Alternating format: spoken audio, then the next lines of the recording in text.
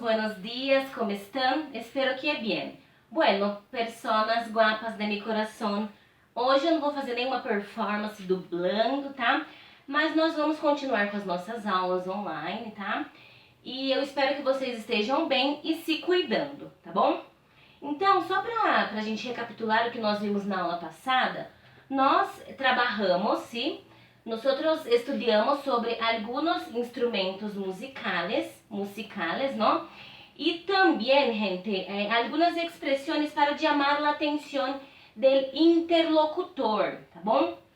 E na aula de hoje, nós vamos continuar com o assunto música e também algumas regras de acentuação, tá? Mas para começar a nossa aula, na página 60, nós vamos ler um fragmento, né, que fala sobre la música mapuche. E vamos a conhecer também sobre este pueblo. Vamos a ler este fragmento que está na página 60. La música mapuche, página 60, tá? La música mapuche ha estado sonando sin parar desde hace miles años. Aunque se ha transformado y adaptado, su sonido sigue siendo profundamente local, diferente al resto de las músicas vernáculas del continente. El machi, o shaman, es el especialista en el canto.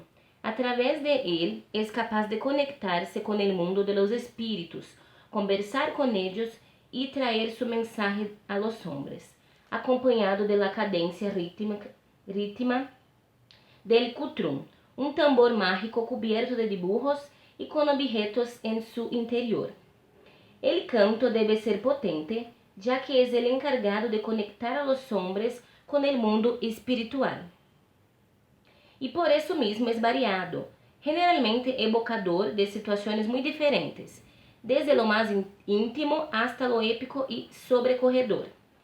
Ese canto rítmico y melódico, diferente y característico de cada machi, potente, cambiante, es el que estructura toda la musicalidad mapuche. Para esta cultura, la música es una forma de expresión, no es música de por sí. Para ninguna tradición vernácula existe la palabra música, tal como la conocemos. Es una forma de decir cosas, de hablar, de expresar emociones, de comunicar el yo interior. Por eso no importa el ser buen o mal músico. Importa decir lo que se debe decir encontrando el lenguaje propio. De este modo, todos los instrumentos mapuches como las trompetas, trutrucá, inhoquín, cul, las flautas pifilcas, los tambores cultrum, caquelcultrum y otros instrumentos, trompe, cascacudia y guada. Son distintas formas de decir lo que las palabras no alcanzan a expresar. Bueno, los pueblos originarios son aquellos pueblos que historicamente precedem a los procesos migratórios de um lugar. Habitualmente se reconhecem com características físicas, sociais e culturais afines dentro de um território. Então, agora, los mapuches.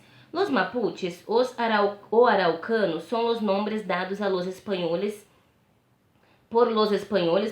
a los indígenas que habitaram a região histórica de Araucanía o Arauco. Son un pueblo ameríndio que habita principalmente en el sur de Chile y Argentina, chicos. Y acá nosotros tenemos algunos instrumentos, né? Guada, cultrum, trutruca e pifilca. Eu não sei se fala assim, né? Se pronuncia assim esses instrumentos, né? Porque é originário do povo mapuche, tá bom? Então, nós conhecemos um pouquinho sobre la música mapuche. Bueno, chicos, nosotros acabamos de leer sobre la música mapuche y es importante decir que los pueblos mapuche, los mapuches, né, ellos son indígenas, ¿sí? Que habitan principalmente en el sur de Chile y Argentina. Y para ellos, chicos, la música es una manera de conversar con los antepassados, ¿sí? Y también traer mensaje para los hombres. Eles creem que através da música, eles podem conectar-se com outras pessoas e também trazer mensagens, sim? E vamos saber, eles hablan que a música é uma forma de hablar, de expressar emoções e também de conectar-se com o eu interno. É igual eu falei pra vocês, né, pessoal? Então, a música, por si só, a gente consegue se conectar com nós mesmos, né? Então, quando a música fala de sentimento, ou quando nós estamos alegres, nós conseguimos nos conectar através da música. E para os mapuches também. Eu não sei se vocês já ouviram falar do povo mapuche, mas eu acho muito importante a gente saber sobre essas tradições, porque até hoje os mapuches, eles lutam para ter um reconhecimento, tá? Dentro do seu próprio território, para que permaneçam as músicas deles, a cultura, né? Para que a cultura ainda fique viva dentro do Chile e também de uma parte da Argentina, tá, pessoal? E aí eu vou mostrar para vocês aqui algumas fotos para que vocês vejam dos mapuches, tá?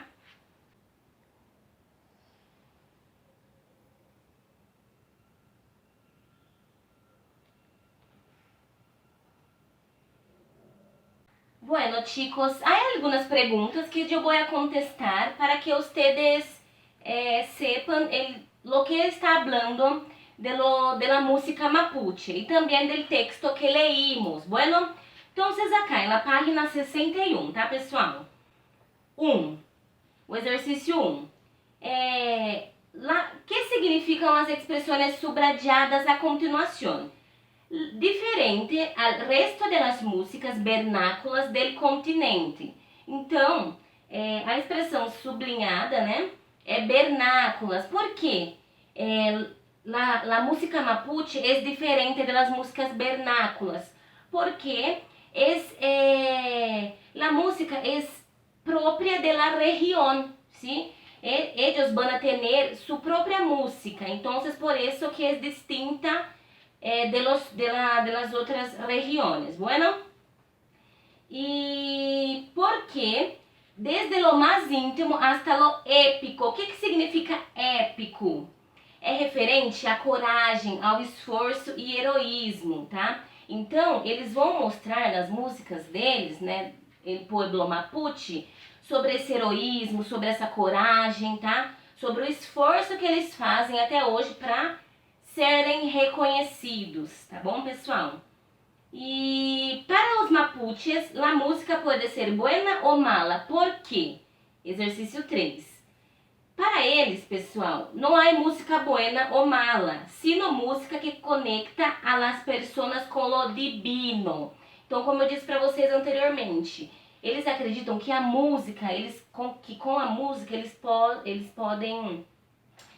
conseguem se comunicar com o divino. Então, eles acreditam mesmo que a música ela tem um poder espiritual, tá bom?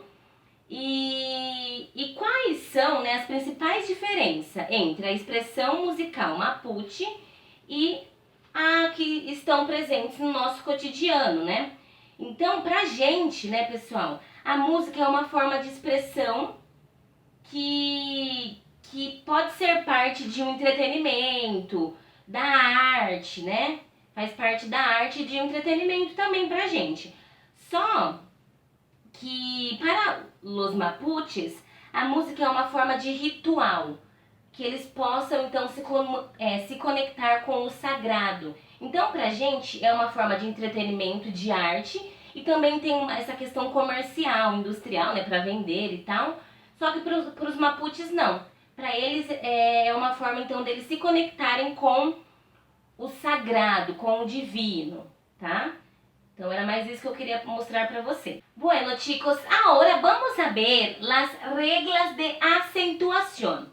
Bueno, en la expresión música mapuche, nosotros podemos verificar que música é acentuado e mapuche não.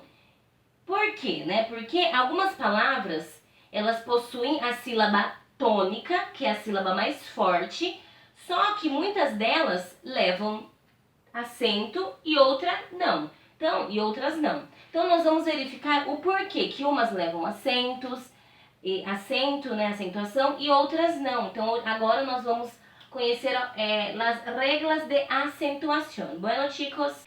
Chicos, ahora vamos a conocer si la posición de la sílaba tônica em algumas palavras. Então, pessoal, a sílaba tônica é a sílaba mais forte, né? Eu não sei se vocês aprenderam, né, no português, que possuem palavras oxítonas, paroxítonas, proparoxítonas.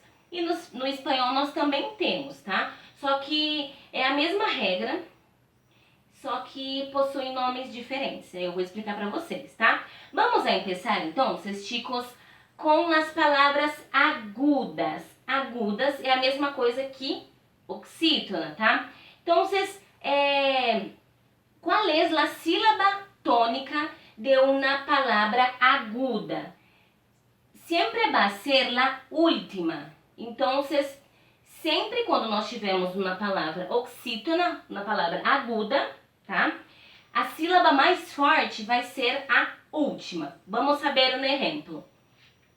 A palavra comitê. Chama no portão. Comitê. Qual que é a sílaba mais forte? T. Então, é a última. E quando a última sílaba é forte, nós chamamos de aguda, beleza? Então, tem essa regrinha de chamar no portão, que aí nós conseguimos verificar qual que é a sílaba mais forte, tá? Además de la aguda, temos também as palavras llanas, que são as paroxítonas em português, tá? Que a penúltima sílaba vai ser a mais forte.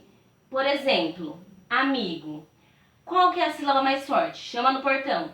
Amigo. Não é o mi? Então, é a penúltima. Chamamos de llanas, palavras llanas, tá bom? E agora as esdrúxulas, que são as proparoxítonas.